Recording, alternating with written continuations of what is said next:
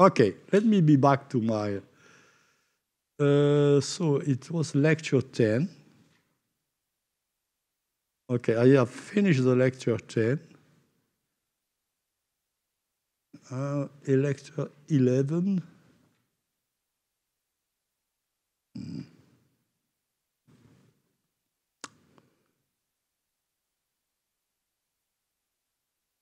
Okay, and I start with self-similar solutions,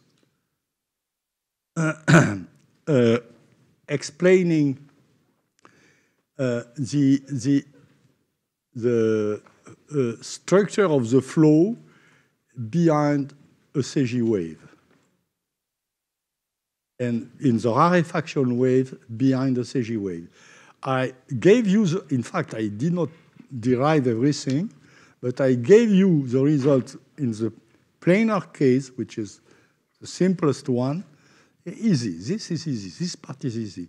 And in the spherical case, okay, here is where I was, I guess. Okay, no, this is a planar. Okay, here is a spherical. And I notice a difficulty in the spherical is that there is a divergence of the gradient of the flow on the detonation, Chapman-Jouguet detonation, treated as a discontinuity.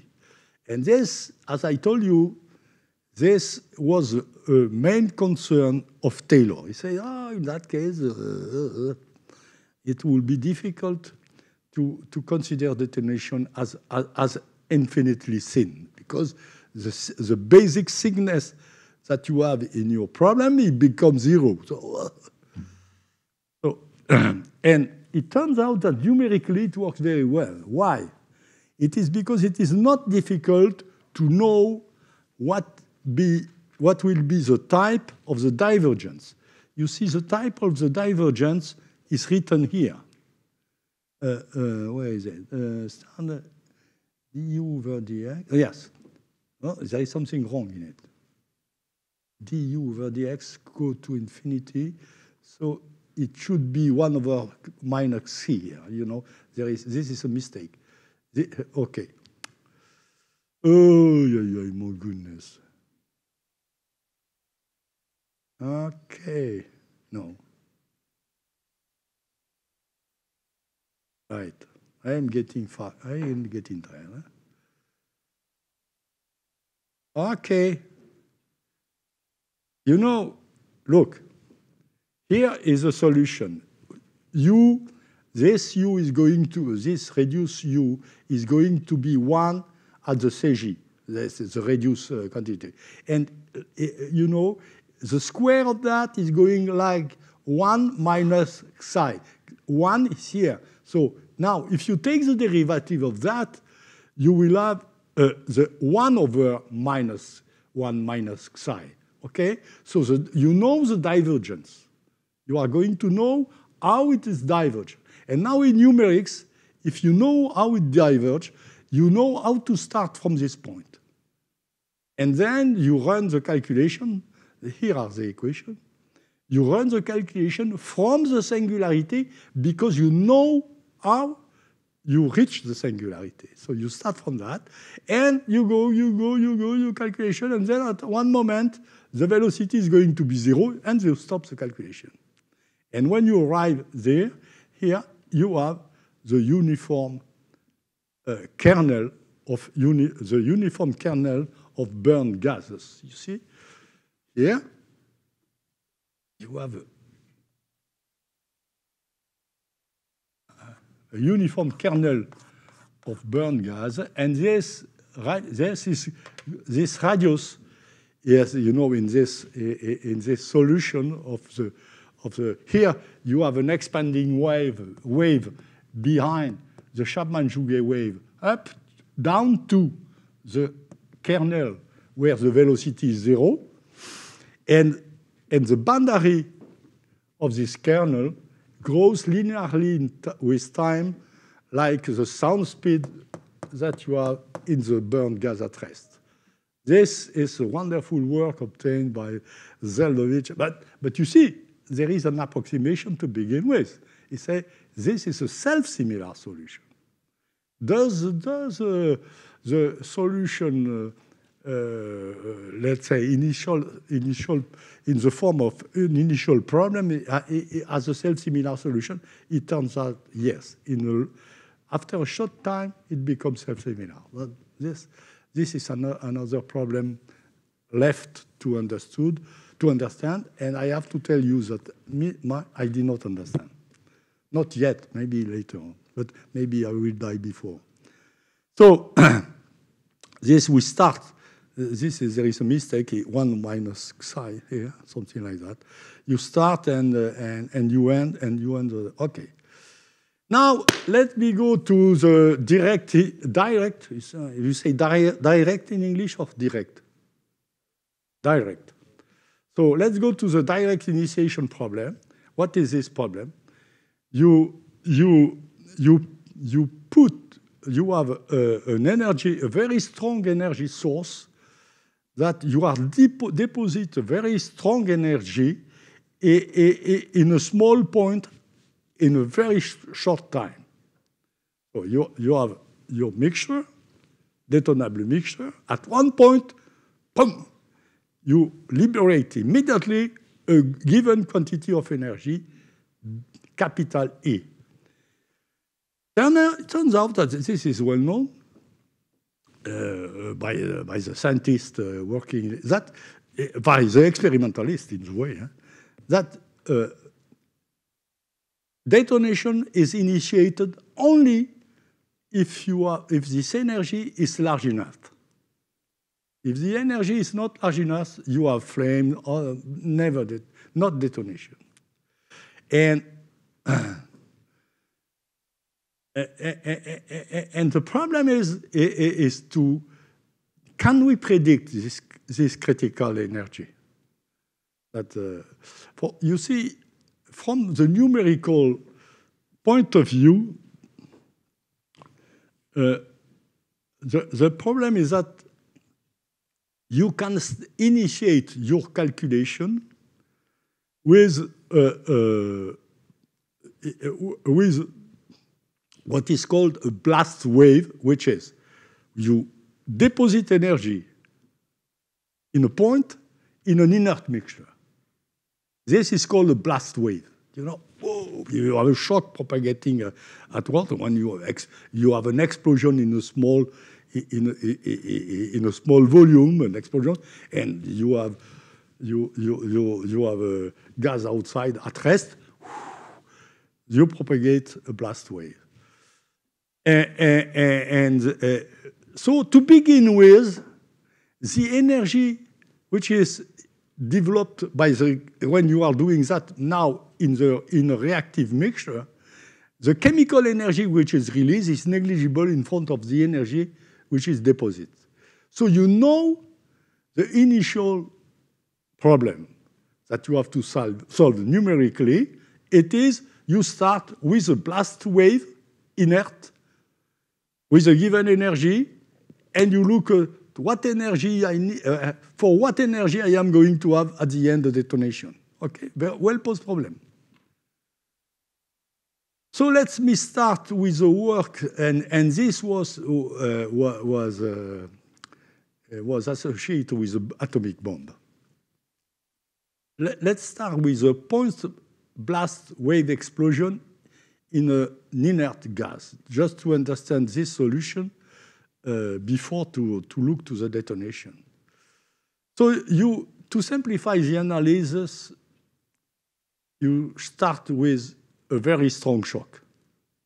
Because when you have a very strong shock, you see you have simple relation Rankine-Hugoniot. The Rankine-Hugoniot condition for the Mach number large is much simpler, okay, in terms of the phase. So this, and to begin with, the shock is going very, very strong at initial time. So this is a good approximation and simplifies the calculation. Now, once again, you play the same game as before. you look for a self-similar solution. Does it exist? So you look for a solution now where the problem, you know, the space dependence of the problem occurs only to the ratio of the radius divided by the front radius.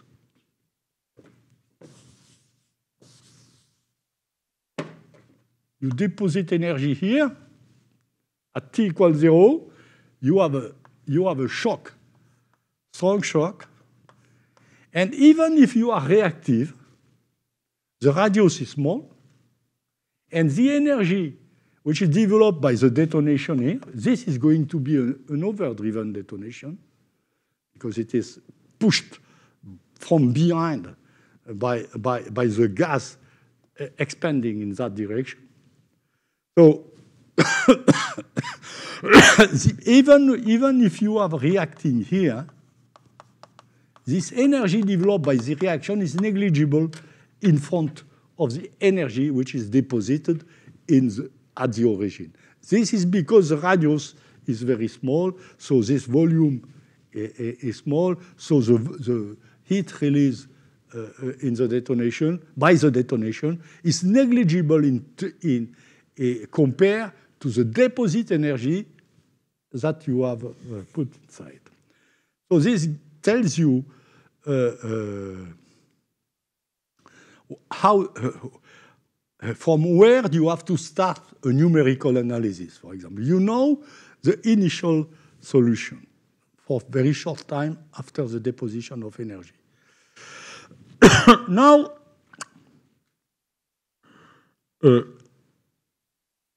it's easy to find out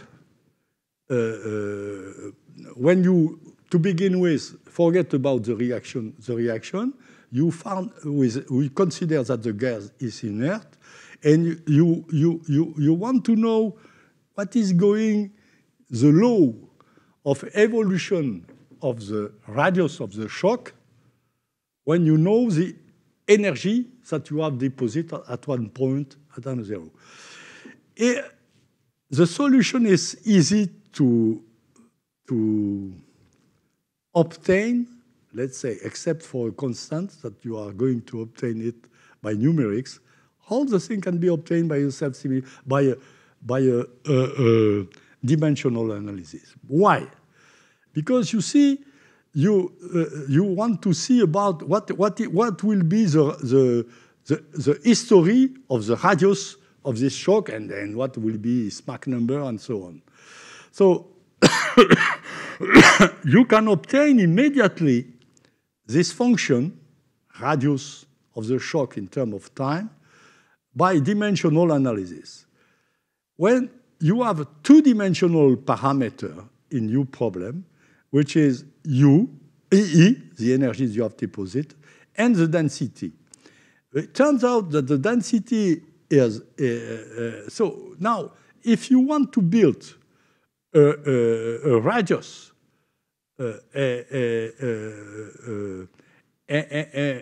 with, for example, you want to build a radius with this energy and with this density. The only non-dimensional parameter that you can build with R and T, when you have this energy E and U, is only this parameter. You know why? Because the dimension of the energy is a mass times a length square divided by a time square, because this is mass multiplied by velocity square. This is an energy, okay? And the density is mass divided by a volume, length square cube. Now, if you want to obtain the dimension of a length with that, the only possibility that you have is this, that you should have a dependence of the radius in terms of the time, like a power 2/5, with a coefficient which is here associated with the energy that you have deposited. So you can play this game. You can do it by yourself. You say, okay, I have an energy, I have a density. What can be the non-dimensional parameter that I can build with a temperature, with a time, a length, and an energy is only this one. And this gives you a relation between the radius and the in terms of the time. So in that, knowing this relation, so you have to find, you cannot predict what will be the coefficient here. That's the only point you cannot do. It's not possible. But with dimensional analysis, you have to go to numerics. Now, but if you know that, you know the time derivative of the radius, which is here. So this the velocity of the shock is decreasing like 1 over t power 3 divided by 5. Okay, this is what. All right. Now you can obtain this coefficient by a consideration, but I will skip that. It turns out that the coefficient is very close to 1. This coefficient for a perfect gas. So here, now you can solve the problem numerically. And here is the flow field that you have behind the the Sedov-Taylor blast wave here, which is here. All right? Okay. Alors, now you want to do the same thing with a detonable mixture, and a successful direct initiation will be the transition between two self-similar solutions. The first, to begin with at early time, is a point blast explosion of Sedov-Taylor that I had just described. And at the end, the solution you are going to have is a self-similar solution of a Chapman-Jouguet spherical wave expanding that I have solutions that I have described just before.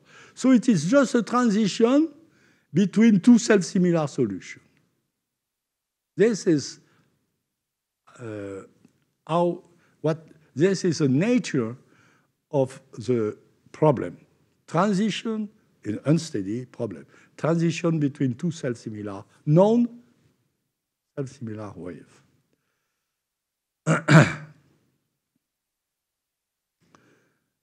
Now, it turns out that when there is a critical energy that I am going to talk about, that the point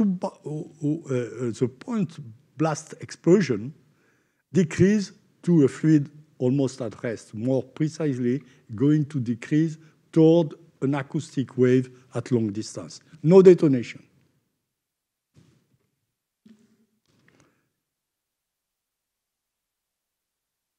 And the situation is the following.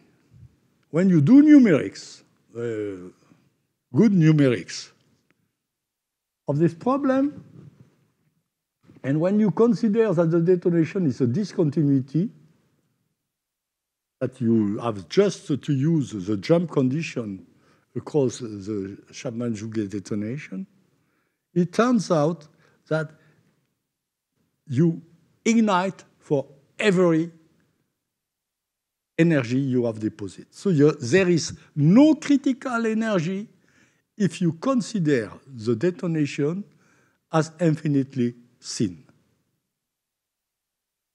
You see? This is a numerical result that was obtained by the numerical people at that time. This is written here. This was developed, the first calculation. You have the calculation in red here. The velocity of the lead shock in terms of the time, and whatever for any deposition energy, you relax to the Chapman-Jouguet detonation. And now the conclusion is immediate, is that if there is a critical energy, this is because it's coming from the inner structure of the detonation, for the unsteady inner structure of the detonation. You have to take into account the inner structure to have this critical energy. Now, other type of numerics have been developed and have shown that most of the time, when the detonation, here you have a failure of detonation. Here is a succeed in detonation, but it is all the time it is strongly unsteady, right? Now, Zeldovich in the 1960 find, suggests a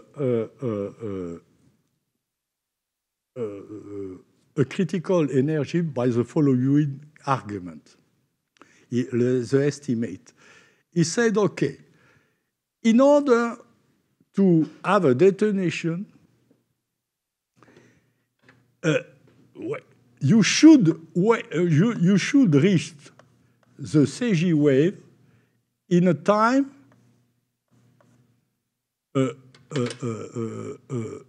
shorter than the critical, the transit time across the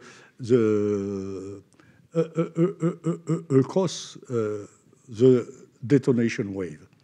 So the result obtained by Zeldovich saying that the time of the blast wave velocity to reach the Chapman-Jouguet should be the reaction time at the Neumann state of the Chapman-Jouguet wave. Because if this time you need to have time to ignite the process, the mixture behind the shock before to go to the critical Chapman-Jouguet. Before the, if you have d in terms of t, time and radius, like that, like CG, you have to reach the CG with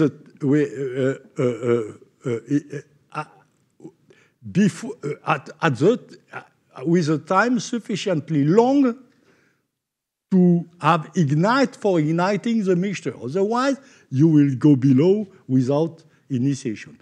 This was the idea of Zeldovich. I have reproduced exactly here the analysis, the dimensional analysis. It's a dimensional analysis. He found out a critical, let's say, radius here, critical energy, excuse me. He clarified in terms of the detonation thickness in Chapman-Jouguet detonation thickness by this analysis.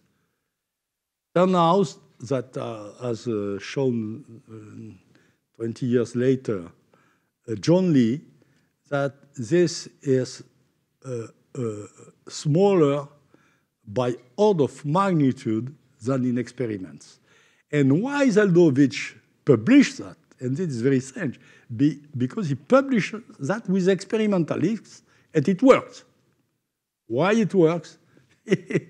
Because the chemical chemistry was not good, and they did not have a good evaluation of the detonation thickness.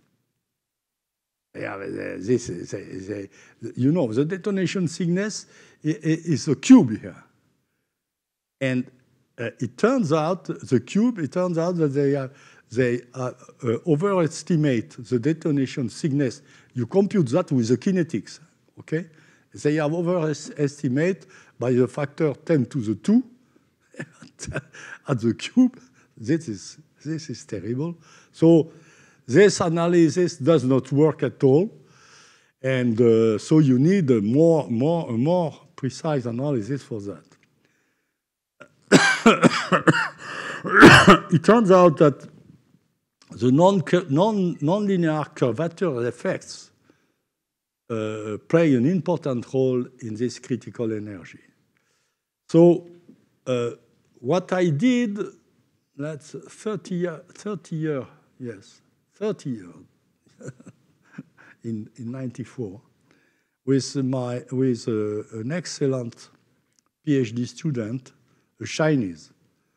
Now he's developing, is building his own company in China. We developed the following analysis. We say, okay, why don't we look to the curvature effect of the detonation to have a better idea of this critical energy? Because in Zeldovich, he did not look to the curvature effect of the detonation. He just considers the detonation thickness. So I will not go into the detail. I just now take the opportunity to show you a very important mathematical, let's say, simple mathematical problem that is going to appear in different at different moments of my next talks. For example, I want you understanding what is a turning point in a parameter space. So consider, for example, a generic equation of that type that I've written here. Capital theta is unknown. K is a parameter. Simple equation. What is the solution? You plot the curve theta exponential minus theta in blue. Okay? And you look for a constant K. You have two solutions, theta minus, theta plus. All right? Good. But if K is large enough, in this non-dimensional equation, it is 1 over E. E is an exponent, is E exponential, I don't know what you say. No more solution. So this solution shows you that in the parameter space, K on the vertical axis, theta, the solution, you have two solutions below a critical value of K, no solution above. And what is very important is that these two solutions, this is very simple. When you make a development to this point, you have just to solve a second order algebraic equation. These two solutions collapse,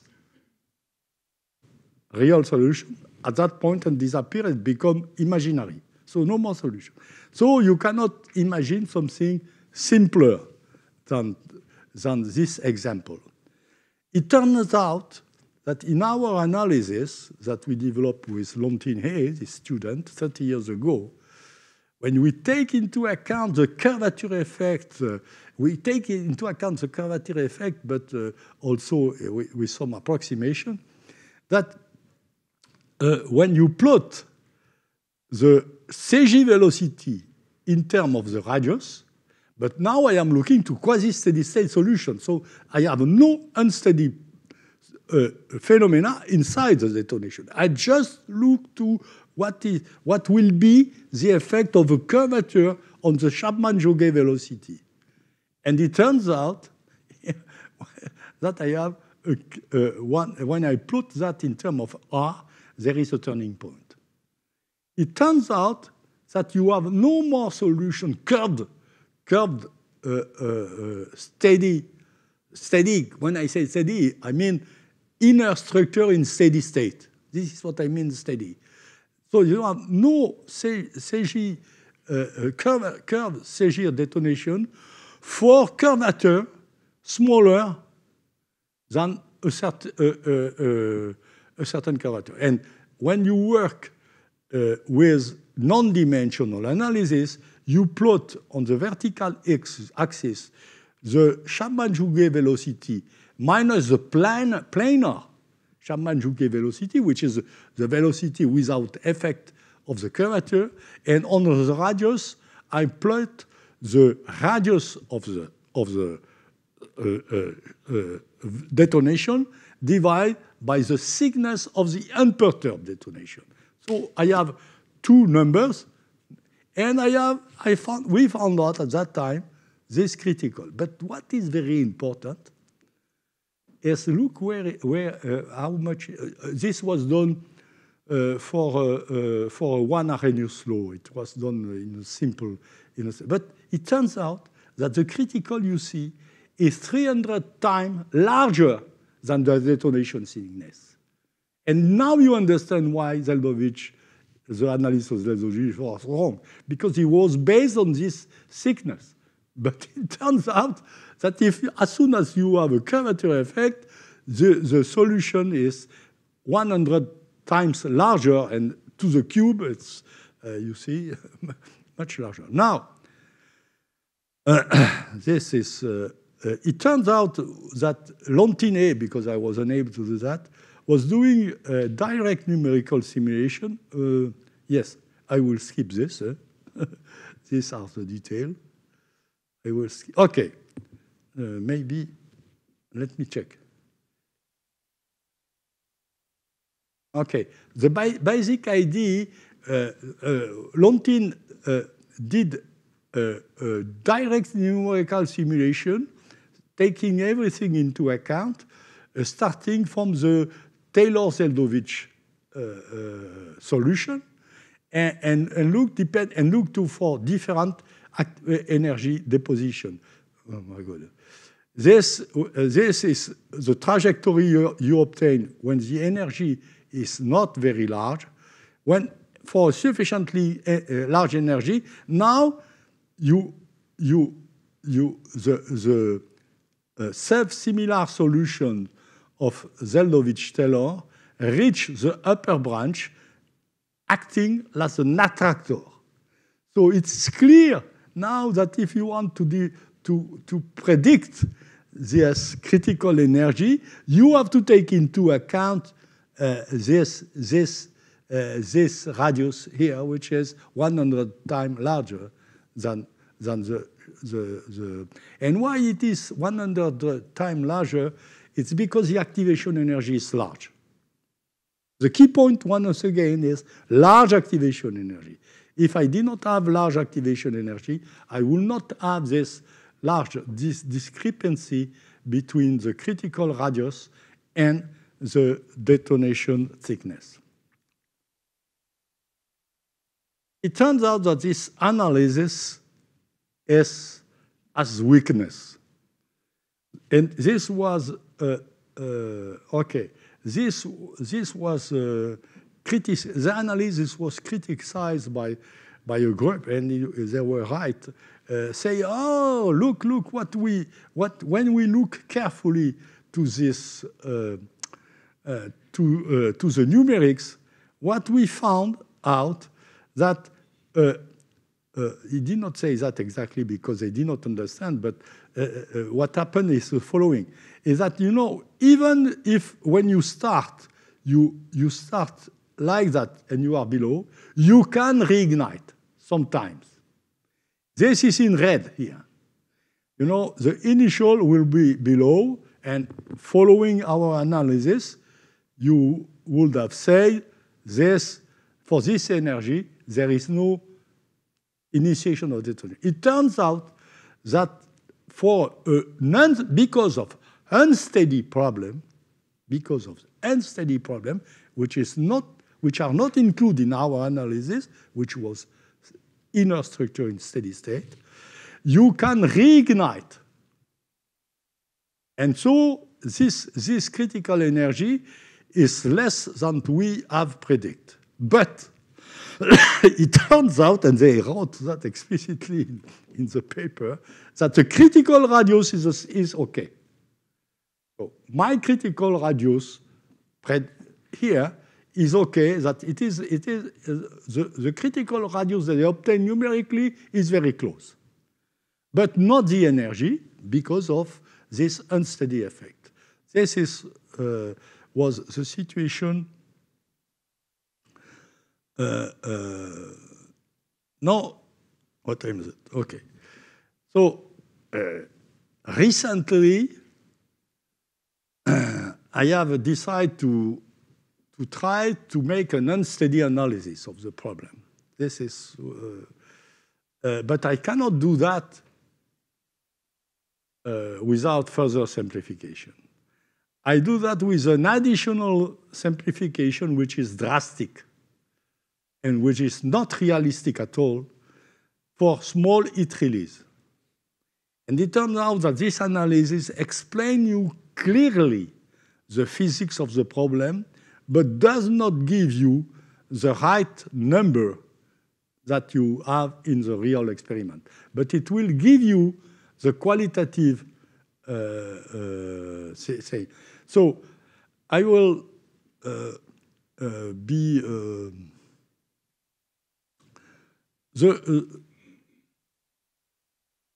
I will skip most of the problem because I cannot present this. It's too much unsteady rarefaction. Yes, transit on flow. Okay, so unsteady inner structure. This is what so condition. So let me try to just